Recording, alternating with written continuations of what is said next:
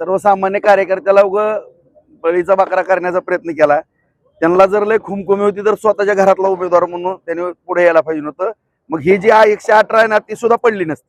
आदरणीय नरेंद्र मोदी साहेब यांच्या आशीर्वादाने, आदरणीय त्यांच्या सर्वांचंच लाडकं नेतृत्व आदरणीय देवेंद्र फडणवीस साहेब यांच्या मार्गदर्शनाखाली महायुतीच्या माध्यमातून देवेंद्र फडणवीस साहेब, शिंदे साहेब, सुनेत्राताई पवार यांच्या मार्गदर्शनाखाली आणि खास करून आमचे सर्वांचे सहकारी मित्र ज्यांनी या जिल्ह्यामध्ये फार असं कष्ट घेतलं असे आमचे सर्वांचेच एक बंधू जयभाऊ गोरे यांच्या सहकार्यातून आणि संपूर्ण या ठिकाणी या जिल्ह्यातील नेते मंडळी, आमदार, माजी आमदार, त्या आघाड्यांचे नेते, सर्व नगरसेवक बंधू भगिनी, जिल्हा परिषदचे सर्व बंधू भगिनी, सभापती बंधू भगिनी, महापालिकेचे सर्व नगरसेवक बंधू भगिनी आणि सर्वच मतदार बंधू भगिनी आणि संपूर्ण या जिल्ह्यातील जनतेची एक भावना होती की माझ्यासारखा एक कार्यकर्ता या ठिकाणी आमदार म्हणून विधान परिषदेमध्ये जावा। कारण विधानसभेला प्रचंड काम केलं असताना सुद्धा काही दुर्घटना त्या ठिकाणी घडली होती आणि त्यानंतर बाजार समिती, नगरपालिका, जिल्हा परिषद, पंचायत समिती या सर्व सत्ता आल्या आणि सर्वांची भावना होती की काम करणारा कार्यकर्ता विधान परिषदेमध्ये असावा, विधान भवनामध्ये असावी भावना होती आणि सगळ्यांच्या आशीर्वादाने ती आज पूर्ण होताना दिसते। बाजार समितीला सुद्धा 18 पैकी 18, नगरपालिकेला 46 मताचं मताधिक्य, पंचायत समिती, जिल्हा परिषदला सुद्धा 6 पैकी 6, 12 पैकी 12, 57,000चं मताधिक्य त्या ठिकाणी माझ्या मतदारसंघामध्ये सुद्धा मिळालेलं आहे आणि आज जिल्ह्यामधून सुद्धा एवढं मोठं मताधिक्य मला देऊन या ठिकाणी माझ्यावरती जो विश्वास सर्व मतदार बंधू भगिनींनी टाकलेला आहे। संपूर्ण जिल्ह्याची भावना होती की राजाभाऊ राऊत सारखा कार्यकर्ता आमदार व्हावा, नक्कीच सगळ्यांच्या आशीर्वाद झाला आणि आता आपण सर्वांनी पाहिलं, आम्ही सुरुवातीपासूनच आदरणीय आमचे मित्र जयाभाऊ असतील, मी असेल, आमचे रामभाऊ, सगळेजण आम्ही सांगत होतो की तसा काही विषय नाही, कारण सगळ्यांबरोबरचे चांगले संबंध, सगळ्यांबरोबर आम्ही चांगल्या पद्धतीने वागत होतो। त्यांच्या बाबतीत ही आज रामभाऊ जरी माझे या ठिकाणी सहकारी आहेत, त्यांच्यासमोर सुद्धा सांगतो की आदरणीय देवेंद्र फडणवीस साहेबांनी मला सूचना वेळेस केलेल्या होत्या की राजाभाऊ कुठल्याही पक्षाचा कार्यकर्ता असेल, नेता असेल, त्याच्याबरोबर तुम्ही सलोख्याचे संबंध ठेवा। कुणाच्याही दारात कधी जायची वेळ येईल सांगता येत नाही, ही निवडणूक आहे, राजकारण आहे।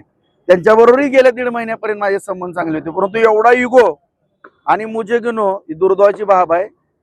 एवढं दहशतीचं राजकारण किंवा एवढा युगो आम्ही पाहिलं त्यांच्या आदल्या दिवशी। आता सगळ्यांची इच्छा होती की माझ्यासारख्या कार्यकर्त्याला बिनविरोध करायची भावना होती, परंतु एका सर्वसामान्य कार्यकर्त्याला बळीचा बकरा करण्याचा प्रयत्न केला। त्यांना जर लय खुमखुमी होती तर स्वतःच्या घरातला उमेदवार म्हणून त्यांनी पुढे यायला पाहिजे होतं। मग ही जी 118 आहे ना ती सुद्धा पडली नसती। अशा परिस्थितीचा निकाल राहिला असता आणि या ठिकाणी मी कुठलंही म्हणजे कुणाचेही आम्हाला उन्हे धुणे काढायचे नाहीत। या ठिकाणी जर आमचे काढायला लागले तर मग आम्ही आमच्या पद्धतीने खंबीर आहोत। दुसरा मुद्दा एवढाच आहे की या ठिकाणी आदरणीय फडणवीस साहेबांच्या, शिंदे साहेबांच्या, सुनेत्राताईंच्या मार्गदर्शनाखाली जयाभाऊंच्या सहकार्याने या संपूर्ण जिल्ह्याचा अत्यंत चांगल्या पद्धतीने विकास करण्याच्या दृष्टिकोनातून आम्ही काम या ठिकाणी प्रामाणिकपणे नक्की सभा अधिवेशन झाल्याबरोबर एक अत्यंत महत्वाची चांगली सभा होणार आहे, कारण मला घेणं गरजेचं आहे। त्यांनी ही निवडणूक विधान परिषदेची होती, नेली डीसीसी बँकेवरती। आता डीसीसी बँकेत सुद्धा आम्ही निवडणूक लावतोय आणि ते सुद्धा डीसीसी बँकेवरती अत्यंत चांगले उमेदवार काढून डीसीसी बँक सुद्धा आम्ही या ठिकाणी भारतीय जनता पार्टी महायुतीच्या माध्यमातून ती सुद्धा त्याच्यावरती सुद्धा वर्चस्व प्रस्थापित करू। कारण आपण पाहिलं की गेली 16-17 वर्ष झालं डीसीसी बँकेचा लढा आहे। माझा कुठलाही त्यामध्ये स्वार्थ ना, आपण सर्वांनी पाहिलं असेल, मी 1 लाख रुपयाचं कर्ज सोसायटीसाठी घेतो आणि तेच भरतो, नवं जुनं करतो। कर्ज तर सगळ्याला लागतंय, मला पण नॅशनल बँकेचं कर्ज आहे, ह्यांना कर्ज घ्यायला आम्ही अडवलं नाही। सहकार चळवळ जुन्या जाणत्या माणसांनी भरपूर काम केलेलं आहे, चांगली बँक चालवली होती, परंतु दुर्दैवानं ही मोठी टोळी त्या ठिकाणी घुसली आणि खास करून ही जे आम्हाला बोलतात ते तुम्ही पाहिलं असेल आता व्हॉट्सअप, फेसबुकवरती सुद्धा की ह्यांनी कशा पद्धतीने बँकेचा दुरुपयोग केला, काय केला आपल्या सगळ्याला माहिती आहे। आणि माझ्यावरती आरोप, मी काय केलं, शेतकऱ्याची बँक वाचवली, 2600 रुपयाच्या ठेवी झालेल्या त्या 6,500 कोटीपर्यंत नेल्या। हा काय गुन्हा आहे का? आज आपण दुसऱ्या बँकेत जर नॅशनल बँकेत गेलो तर शेतकऱ्याला कर्ज मिळत नाही। आज आपल्या कुटुंबातली बँक असल्यासारखं आपण जिल्हा मध्यवर्ती बँकेकडे पाहतो। अत्यंत उत्कृष्ट अशी बँक करण्याचाही आम्ही प्रयत्न करू। त्याचबरोबर दूधसंघ जिल्हा दूधसंघ जो बंद पडलेला आहे हीच मंडळी होती तिथं. तो दूधसंघ सुद्धा आपण चांगल्या ताकदीने या ठिकाणी चालवण्याचा प्रयत्न करू, जेणेकरून तुम्हाला या ठिकाणी अत्यंत चांगल्या पद्धतीचा विकास या ठिकाणी आदरणीय फडणवीस साहेबांच्या, शिंदे साहेबांच्या, सुनेत्राताईंच्या, भाऊंच्या सहकार्यानं छानपैकी विकास, जसा बार्शीमध्ये आम्ही 5,000 कोटीचा निधी नेलेला आहे त्याच पद्धतीनं सगळ्या वरिष्ठांच्या मार्गदर्शनाखाली जिल्ह्यामध्ये सुद्धा चांगल्या पद्धतीचं नियोजन केलं जाईल. आणि विशेष करून माळशिरस तालुक्यामध्ये सुद्धा जे काही कित्ता गिरवला जातो, कुठपर्यंत मर्यादा आहे त्यांची, काय आहे, एक आई त्यांना द्या होत्या म्हणून तुमचं कौतुक आहे. कुठली संस्था नीट ठेवली सांगा ना. मग प्रत्येक विकून खाल्ल्या संस्था सगळ्या. आणि हे सगळं आता तुम्ही म्हणता की मी काय राजकीय रागापोटी, अजिबात नाही. परंतु माझे व्हिडिओ व्हायरल करणे किंवा माझ्याबरोबर खोटे आरोप करणे, मला या ठिकाणी एवढंच सांगायचं, माझ्या जिल्ह्यातील तमाम जनतेला हात जोडून नम्रतेची विनंती आहे, मला कुठला डाग असलेला दाखवा तुम्ही.